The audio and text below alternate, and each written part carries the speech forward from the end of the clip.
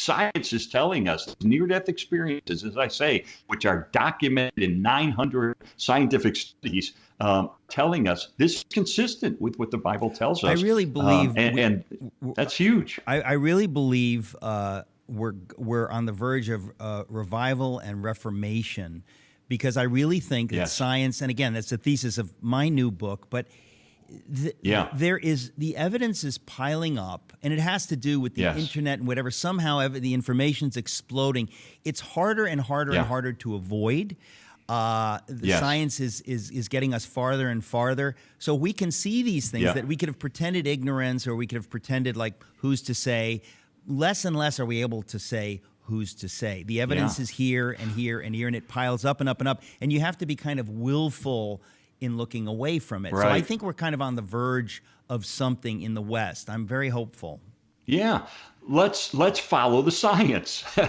So if you follow the science of cosmology, the origin of the universe, if you follow the science of physics, which is the fine-tuning of the universe, if you follow the science of DNA, and you look at the biological information in every cell in the human body, this all points toward a supernatural creator whose qualities happen to match the same description of the God of the Bible.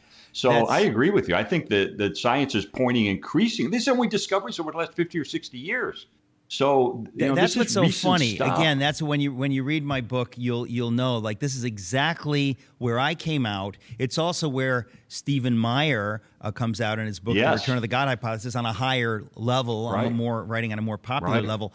But it's called logic. And the fact is that in the last 50 or 60 years, it's bad news for the materialist, because we didn't have the science that we now have. Now you can't really say, is God dead? Because all the evidence has just piled up while we were kind of in this fantasy that we could live in a secular world.